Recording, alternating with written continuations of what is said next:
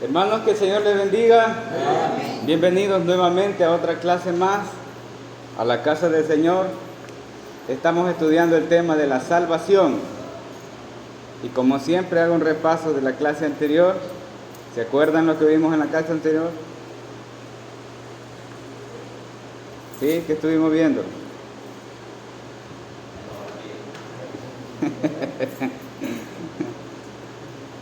Estuvimos hablando sobre el versículo de Apocalipsis: y no borraré, ¿sí?, tu nombre del libro de la vida, ¿verdad?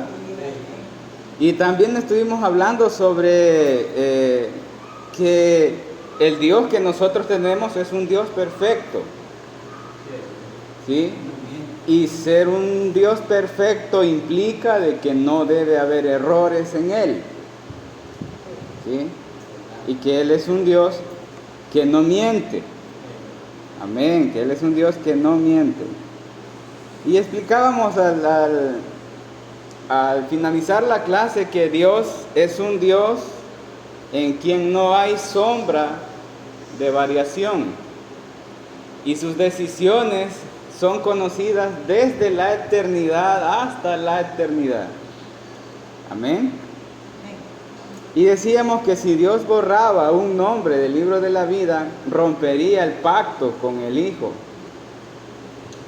Porque habría algo tan grande de que la sangre del Hijo y su sacrificio no podía pagar, y por eso el Señor se veía en la necesidad de borrar un nombre del libro de la vida.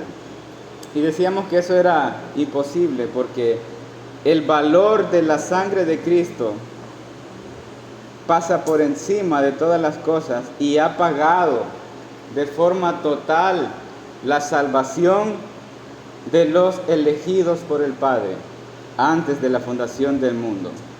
Ahora vamos a seguir estudiando Apocalipsis capítulo 3. Amén. Apocalipsis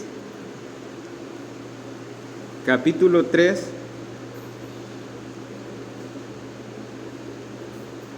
Vamos a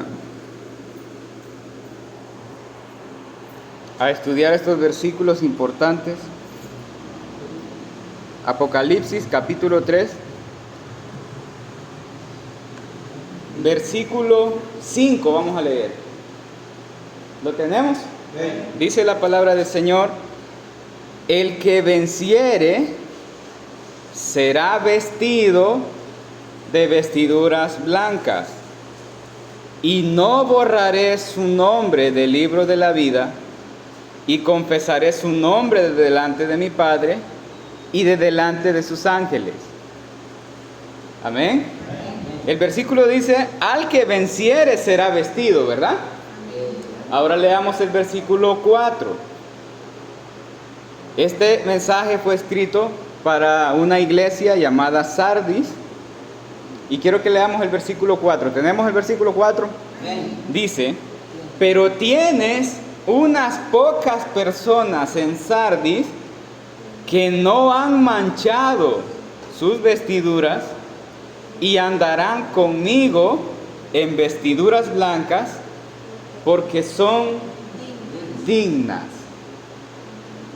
El versículo 5 dice que al que venciere, él será vestido. Pero en el versículo 4 dice que hay unos que no han manchado sus vestiduras. Amén. Eso es lo que vamos a estudiar hoy. Y antes de comenzar, vamos a hacer una pequeña oración. Oramos al Señor. Padre Santo, que estamos delante de tu presencia.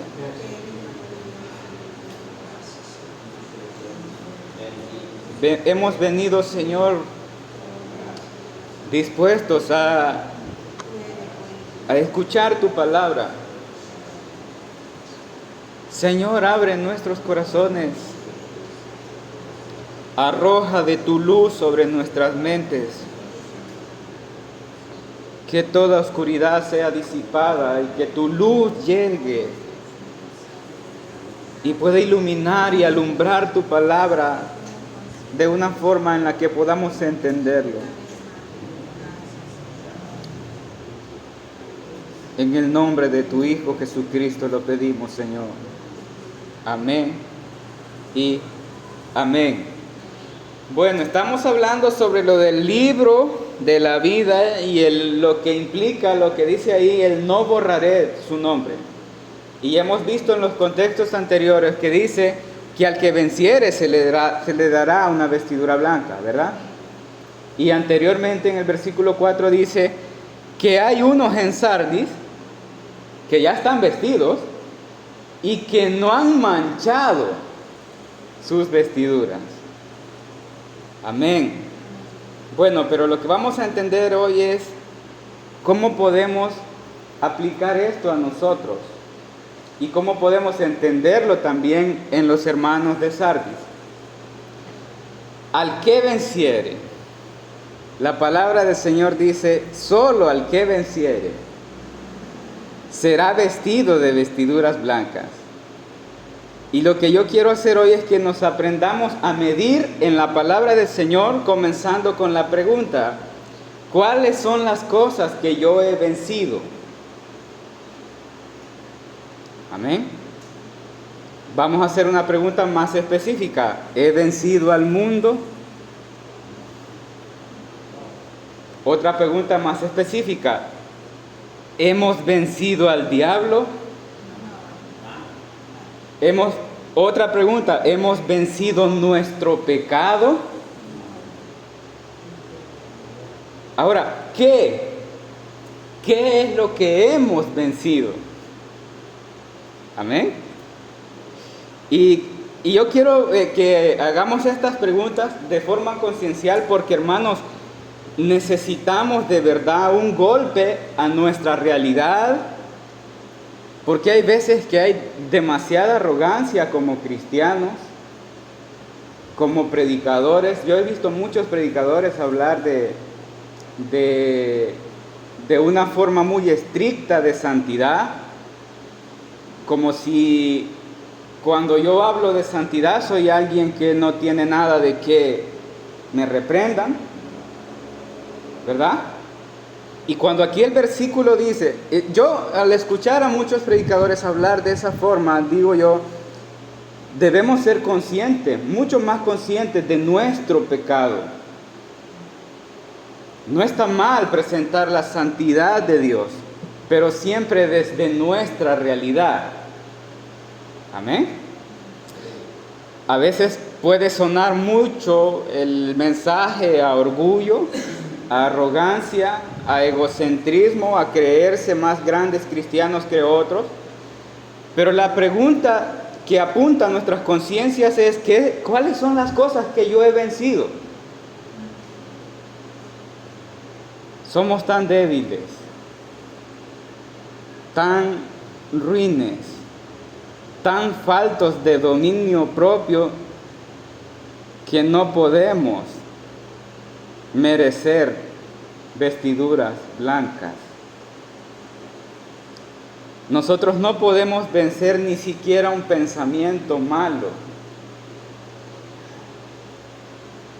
Somos tan débiles. Y el versículo dice, al que venciere. Amén. ¿En serio yo soy tan vencedor para creer que merezco estas vestiduras blancas? Preguntémonos, ¿qué cosas yo podía presumirle a Dios como para que Dios se sienta comprometido de darme esas vestiduras blancas? Yo necesito que nos imaginemos una balanza. Bienvenida, hermana. Necesito que nos imaginemos una balanza, porque está diciendo al que venciere. Imagínese una balanza, lo voy a hacer con mis manos. En un lado ponga todos los minutos de oración, ayuno, congregarse, estudio de la palabra del Señor. Ponga todas las buenas acciones, todos los actos de obediencia, todo su mejor desempeño como los buenos cristianos que somos, ¿va? Y al otro lado, hermanos, ponga en la balanza toda la cantidad de pecados cometidos, que comete y seguirá cometiendo en tamaño y volumen. Póngalo en la balanza. ¿Qué es lo que más nos sobra a nosotros en esta balanza?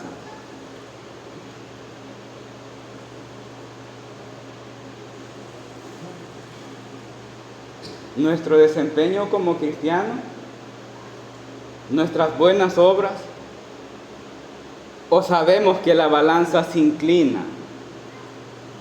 a nuestro pecado.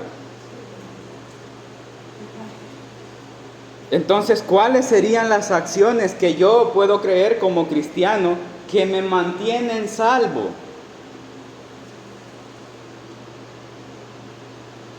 Las acciones con las que cuido mi salvación para no perderla.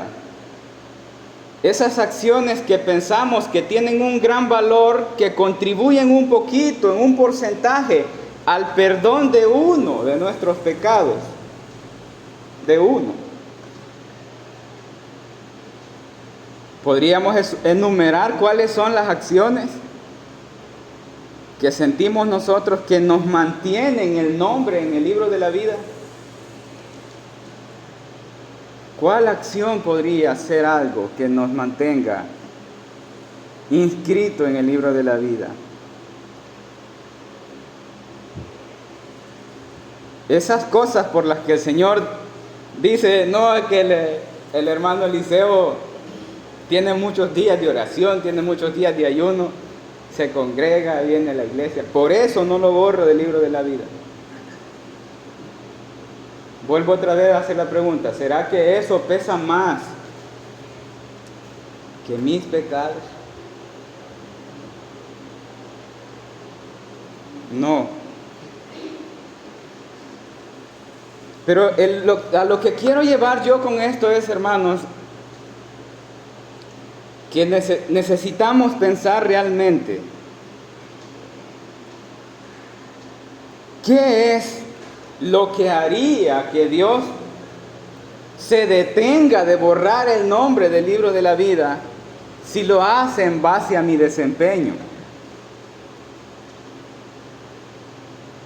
Y para esto voy a hacer un ejemplo más didáctico. No había pensado, pero lo quiero hacer para que entendamos de una mejor forma. Hermano Julio, ¿no se molesta que lo ponga de ejemplo? Dele, vaya. Solo lo voy a escribir aquí. Sí, Julio Alberto Viatoro. Estamos, ¿verdad? Bueno, supongamos que este es el borrador celestial. Esta es una página del libro de la vida. Y el Señor está viendo el desempeño del hermano Julio Viatoro. Pero el hermano Julio Viatoro no solo comete un pecado, sino que comete varios. Y el Señor, con el borrador celestial, está a punto de borrarlo. Y es lo que quiero que entendamos. ¿Cuál de las acciones del hermano Julio puede hacer que la mano de un Dios santo se detenga para no borrarlo del libro de la vida? ¿Cuál de sus acciones,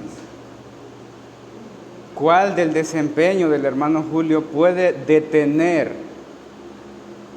el brazo de un Dios santo para que no lo borre? ¿Me doy a entender? Debe haber algo mucho más grande, mucho más valioso, que el Señor no se arrepienta de tener escrito aquí a Julio Alberto Viatoro. Y yo estoy seguro que eso grande y eso valioso no es Julio Viatoro.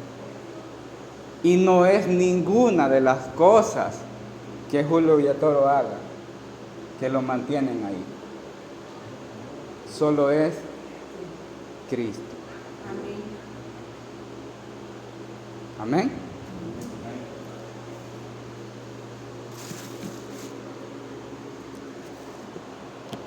Hablando de las personas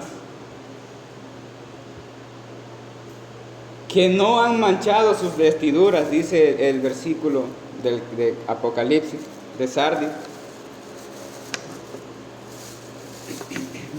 Gloria a Dios. No han manchado sus vestiduras.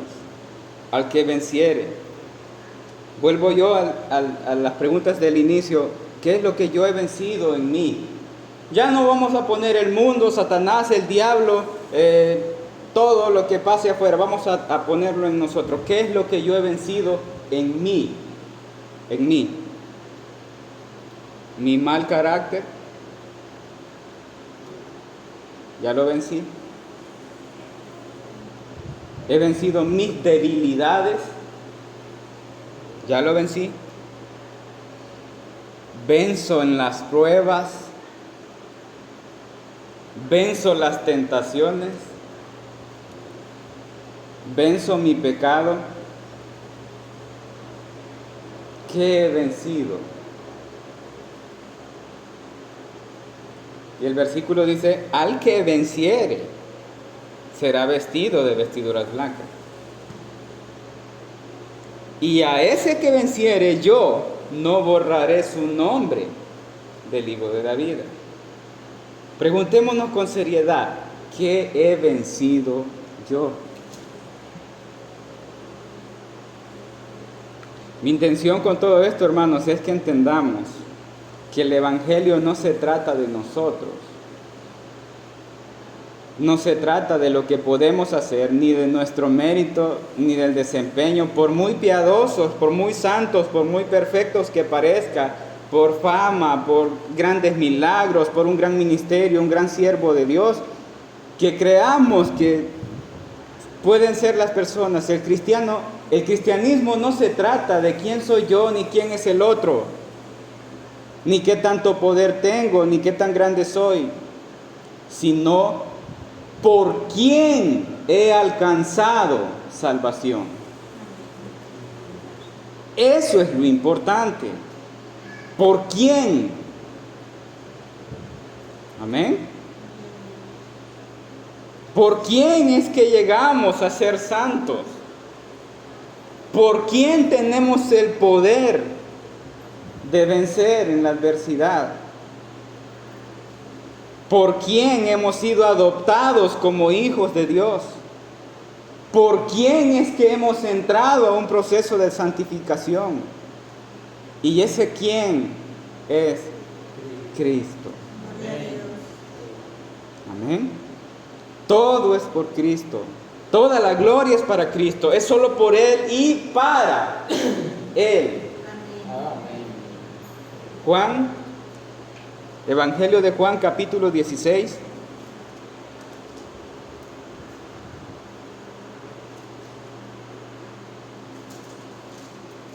Versículo 33. ¿Lo tenemos todos, hermanos?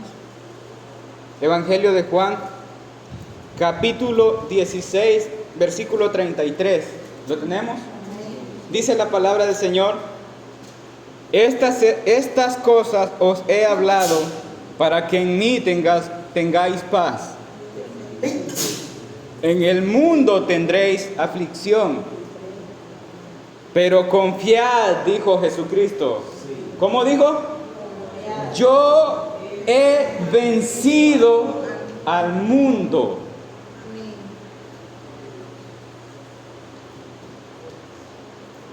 Él podía decir, yo he vencido.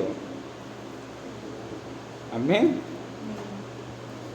Jesucristo sí puede decir estas palabras, yo he vencido. Jesucristo sí venció. Él venció el pecado, porque Él es puro y santo, sin mancha. Y solo alguien tan puro y santo en su carne, siendo humano, pudo decir públicamente: ¿quién de vosotros me inculpa de pecado?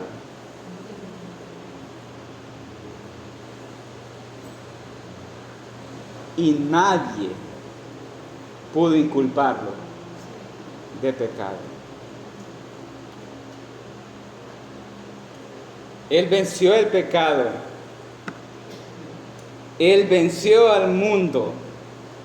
Él venció a Satanás en sus tentaciones. Él venció en el sufrimiento. Como cordero enmudeció y no abrió su boca. Venció la muerte y resucitó al tercer día. Él es vencedor. Amén. Él es el vencedor. Todo aquel que cree que la salvación depende de Él y por eso la cuida, ¿qué es lo que ha vencido? ¿Qué es lo que está venciendo? Que le da el derecho de las vestiduras blancas.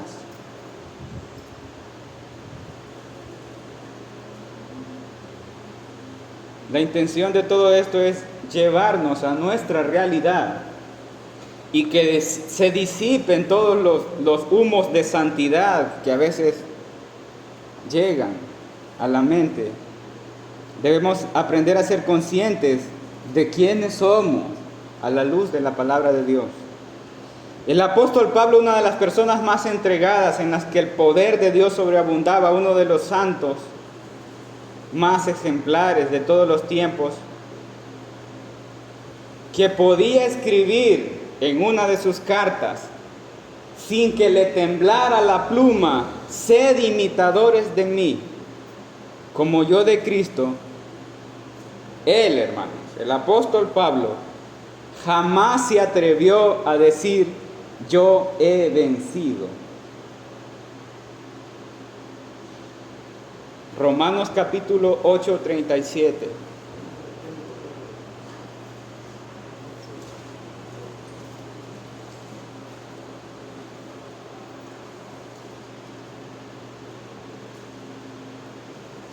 Antes, en todas estas cosas somos más que vencedores por medio de aquel que nos amó. Él dijo: somos más que vencedores por medio de aquel que nos amó. Sin Él no podríamos sentir victoria. Sin Él nadie sería victorioso. No se trata de lo que podemos hacer, se trata de la fuente del poder que nos hace vencer. Amén. No nos podemos atribuir nada porque todos sabemos que es el poder de Cristo en nosotros. Hermanos, es Cristo. Y dice: en Cristo, solo en Cristo somos más que vencedores, solo en Él. ¿Quién te hace vencer? Cristo. ¿En quién somos más que vencedores? En Cristo. Entonces nosotros no podríamos decir: vencimos para Él. No podríamos decir: hicimos esto para Él. Nosotros hemos vencido en Él. Amén. Porque Él es el vencedor. Y gloria a Dios por eso. Otro pasaje importante, lo otro importante que vemos ahí en el pasaje que estamos estudiando de Apocalipsis, es que tienen vestiduras blancas. Blancas. ¿Nosotros aún estando en Cristo pecamos? ¿Sí? Entonces, ¿cómo es que un ser humano pecador, primero, puede estar vestido? Puede estar vestido. Génesis capítulo 3.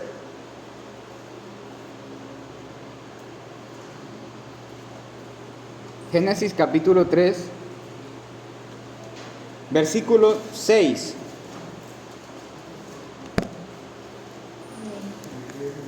¿Lo tenemos?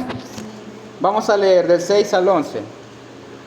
Génesis capítulo 3, versículos 6 al 11. Dice: y vio la mujer que el árbol era bueno para comer, y que era agradable a los ojos, y árbol codiciable para alcanzar sabiduría, y tomó de su fruto y comió, y dio también a su marido, el cual comió así como ella. Entonces fueron abiertos los ojos de ambos, y conocieron que estaban, ¿qué? Desnudos. Entonces cosieron hojas de higuera y se hicieron delantales. Y oyeron la voz de Jehová que se paseaba en el huerto al aire del día, y el hombre y su mujer se escondieron de la presencia de Jehová entre los árboles del huerto. Mas Jehová, Dios, llamó al hombre. ¿Quién lo llamó? Dios lo llamó. Y le dijo: ¿dónde estás tú? Y respondió: oí tu voz en el huerto, y tuve miedo, porque estaba, ¿qué? Desnudo, y me escondí. Y Dios le dijo: ¿quién te enseñó que estabas desnudo? ¿Has comido del árbol del que yo te mandé que no comieses? Amén. ¿Qué hemos visto aquí? ¿Qué es lo que ante la presencia de Dios dejó desnudo a Adán y a Eva? Su pecado. Su pecado. ¿Cómo es que un ser humano pecador puede estar vestido de vestiduras blancas? ¿Cómo es que nosotros podemos tener estas vestiduras?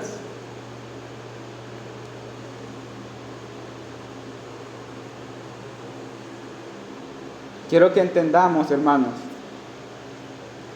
que todas las buenas obras que nosotros hacemos son hojas de higuera y delantales que nos cubren la desnudez ante los demás a nuestro alrededor. Pero ante la santidad de Dios, ninguna de nuestras buenas obras que hagamos cubre la desnudez de nuestro pecado. Porque pudo haber tenido delantal Adán para cubrirse frente a Eva. Pero ante la santidad de Dios, él sabía que estaba desnudo. Amén. Y una de las cosas que hemos aprendido aquí es que el hombre no pudo vestirse solo, nunca. Vea lo que dice Génesis capítulo 3, 21. ¿Lo tenemos? Dice: y Jehová Dios hizo al hombre y a su mujer túnicas de pieles y los vistió. ¿Quién es el que viste? Dios. Dios viste al hombre. Ahora, ¿cómo podemos entender esto de que somos vestidos de vestiduras blancas delante del Señor? Que Dios viste al hombre pecador y le hace alguien que está vestido, no solo vestido, sino que de vestiduras blancas delante de su presencia. Zacarías capítulo 3.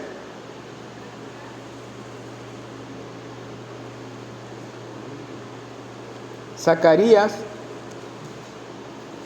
capítulo 3, versículo 3 al 5. ¿Lo tenemos? Amén. Zacarías capítulo 3, versículo 3 al 5. Dice la palabra del Señor: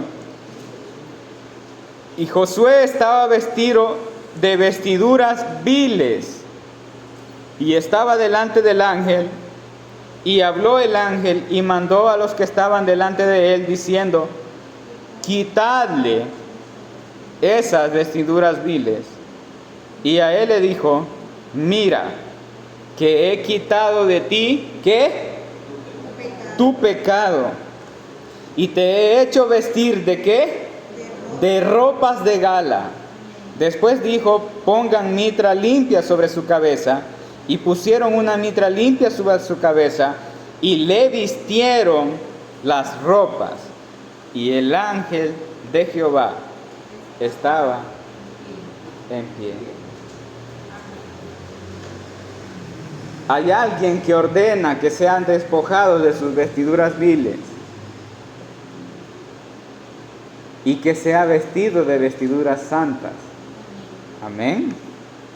El hombre no puede vestirse solo, mucho menos de vestiduras blancas delante de la presencia de un Dios santo, porque Él es pecador. Amén. La Biblia no dice que nosotros nos vestimos de ropa de gala. No dice eso, dice que lo vistieron de ropa de gala. Amén. Aún siendo salvos nosotros pecamos, hermanos, y según estos pasajes ni siquiera podríamos estar vestidos ante la presencia de Dios. Pero si ya leímos en Apocalipsis que hay personas con vestiduras blancas y que no se les mancha esa vestidura, ¿será que esas vestiduras no se manchan con un pecado? ¿Qué es lo que mancha al hombre de sus vestiduras? Podríamos estar blanquitos de nuestras vestiduras en este cuerpo mortal, en este cuerpo pecador.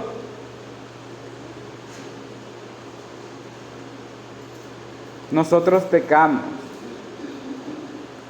Pero Apocalipsis 3 dice, al que venciere, solo al que venciere, se le dará vestiduras blancas. Y dice, y no han manchado. Tengo unos pocos en Sardis que no han manchado sus vestiduras. ¿Podría un ser humano estar en esta carne sin pecado? Entonces, ¿cómo podemos entender este pasaje? Apocalipsis capítulo 7.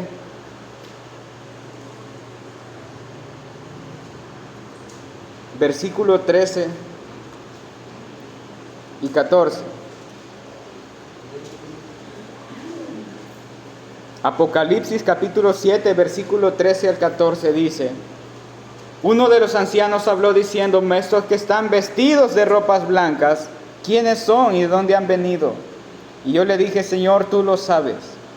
Y él me dijo, estos son los que han salido de la gran tribulación. ¿Y qué dice? Y han lavado sus ropas y las han emblanquecido en la sangre del Cordero. Apocalipsis capítulo 22, 14. 22, 14 dice, bienaventurados los que lavan sus ropas para tener derecho del árbol de la vida y para entrar por las puertas en la ciudad. Yo quiero que entendamos bien esto, y es, ¿qué es lo que lava las ropas? ¿Mencionó aquí el escritor algún desempeño de nosotros como cristianos para lavar esas ropas?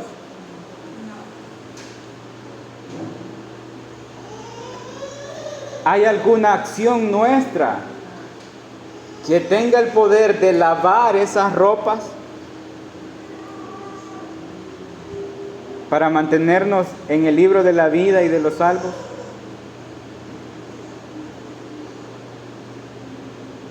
¿Hay alguna lista donde se puedan enumerar todas las cosas que lavan nuestras ropas? ¿Qué es lo que menciona el escritor? La sangre del Cordero. No tus acciones, no tus obras, no tu desempeño como cristiano, es la sangre preciosa e invaluable del Cordero que fue inmolado antes de la fundación del mundo. Esa sangre lava las ropas. Es importante que entendamos que todas las cosas que hacemos, hermanos, estando en el Señor, son cosas que el Señor nos manda a hacer. Amén. Su palabra ordena que debemos hacerla como cristianos. Pero nuestra obediencia no es un porcentaje para nuestra salvación. Todo lo que hacemos, todos los actos buenos que hay en nosotros como cristianos, hermanos, simplemente es obediencia a la palabra del Señor. Es obediencia al mandato de Dios en la santificación. Es lo mínimo que un salvo puede hacer después de entender qué es salvación.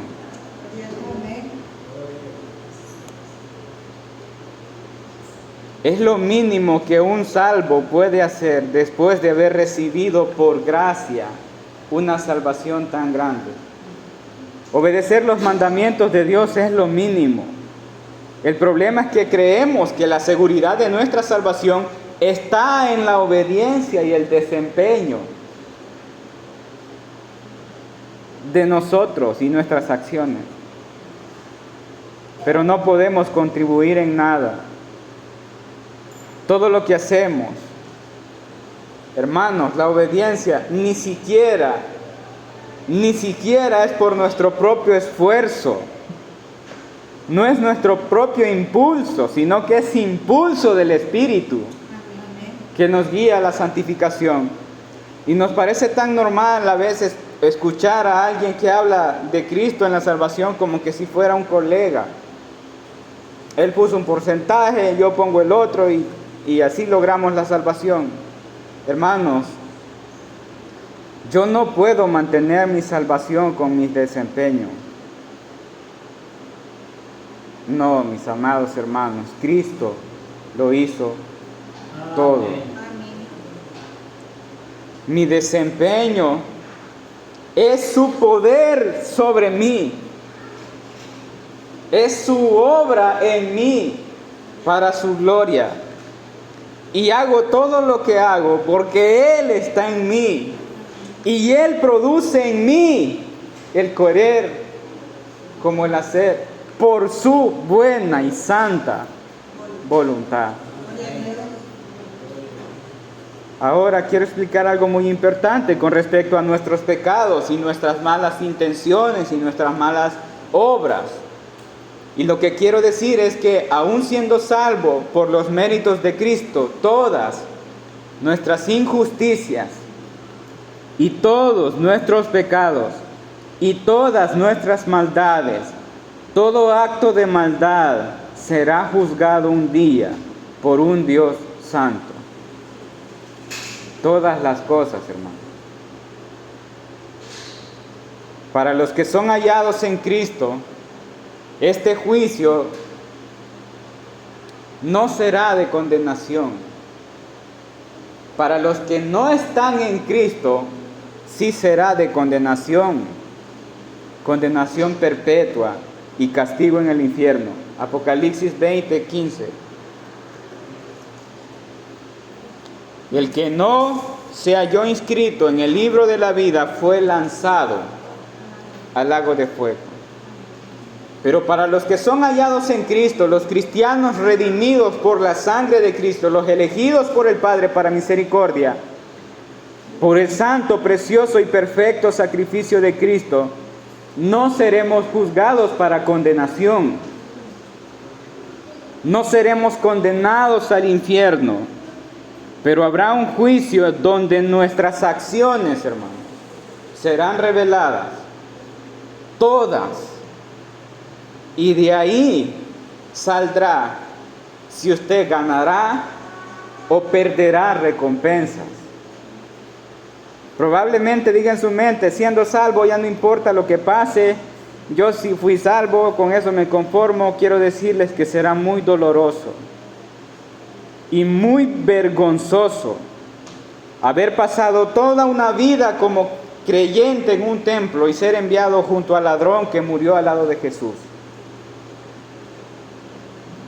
Estar en el mismo nivel de él, que nunca creció, nunca hizo algo por Cristo. Y nosotros teniendo la oportunidad de haber crecido y de haber hecho algo por Cristo, seamos enviados a platicar con el ladrón. Apocalipsis capítulo 20, 12 y 13.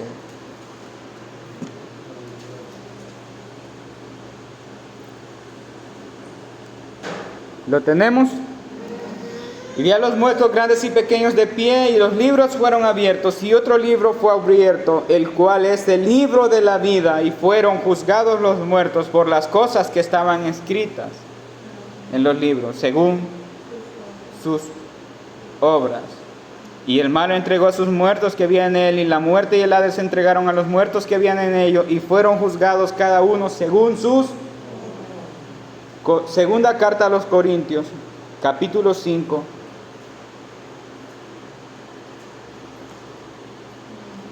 Capítulo 5, versículo 10. Porque es necesario que todos nosotros, está hablando de los salvos el apóstol, comparezcamos ante el tribunal de Cristo, para que cada uno reciba según lo que haya hecho mientras estaba en el cuerpo, sea ¿qué? Bueno o sea malo. La palabra del Señor es específica, hermanos. Es específica. Y quiero que no perdamos de vista de que es un tribunal. Muchos piensan que todo va a ser, hoy te pongo la corona, te doy esto, te doy lo otro. Es un tribunal. No es una acción como la de escuela dominical que entrega regalos. No. La Biblia dice que es un tribunal. Y el juez que está ahí, hermanos, es santo y es justo. Amén. Romanos capítulo 14.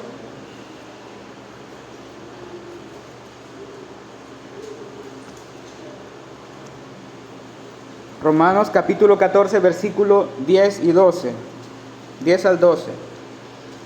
Pero tú, ¿por qué juzgas a tu hermano? O tú también, ¿por qué menosprecias a tu hermano? Porque todos compadeceremos ante el tribunal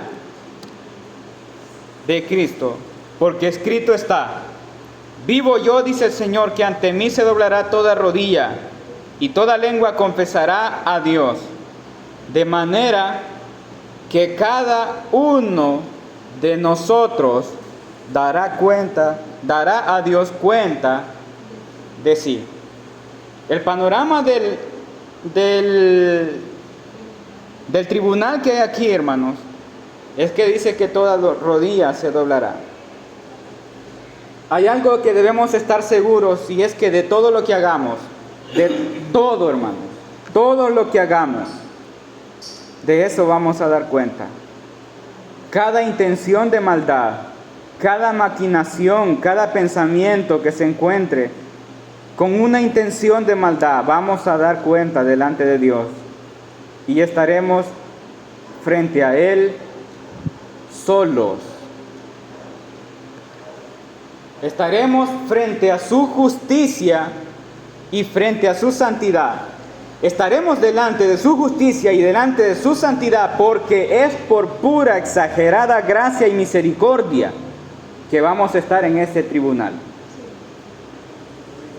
Así que el hecho de estar en el tribunal ya es misericordia y es gracia. De ahí en adelante, espérese justicia y santidad. Todas las buenas obras serán probadas en el juego de la santidad y la justicia de Dios, y Él determinará qué tanta pureza llevaban nuestras acciones. Si eran corruptas, si eran maldades disfrazadas de bondad, el fuego las revelará en ese día. Nadie podrá inventarse sus mejores excusas delante del juez justo de toda la tierra. Apocalipsis 22, 19.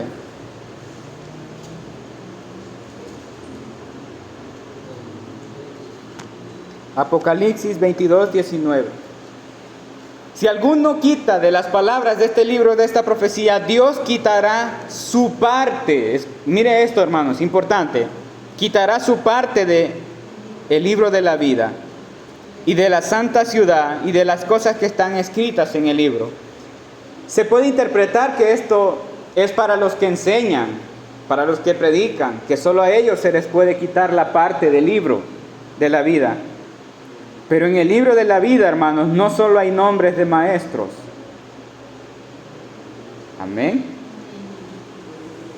Hay muchos nombres y no solo hay maestros. Y aquí claramente está hablando de que se va a perder herencias. Amén.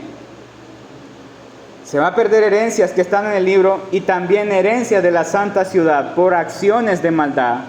Se le quitará su parte a las personas del libro de la vida. No borrará su nombre, dice en el capítulo 3, pero aquí dice se les quitará su parte. Amén. Esto es una pérdida fuerte y triste de las recompensas. Aquí claramente vemos que todas las cosas importan en el cielo, hermanos. Cada acción nuestra tiene un peso eterno. Cada acción nuestra tiene un peso eterno. Hermanos, a mí me da tristeza que todas las cosas malas que hacemos, nosotros, eso es lo que nos quitará recompensas. Y me entristece porque las cosas que lograremos alcanzar como herencia en el cielo no fue por nosotros, fue Cristo en nuestro corazón. Y estoy consciente que toda la pérdida de las recompensas en el cielo será mi culpa. Y yo no podré justificarme, ni podré decirle a Dios, señores que me provocaron, señores que fue mi debilidad. Yo estoy seguro, hermanos, que no podré pararme delante de Dios sosteniendo una mentira. Yo pequé, yo quería pecar. Yo actué de la forma en que lo hice porque yo quería. Ni siquiera le vamos a poder echar culpas al diablo, como muchas veces lo hacemos.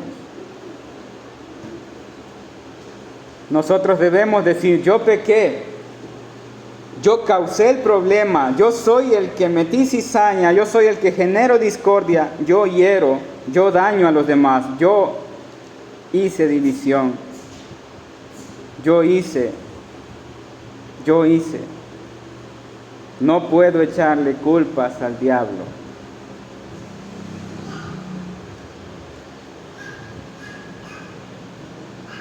Podemos echarle culpas al diablo y de ahí todos aquí tratar de entendernos y tirarle la maleta a Satanás.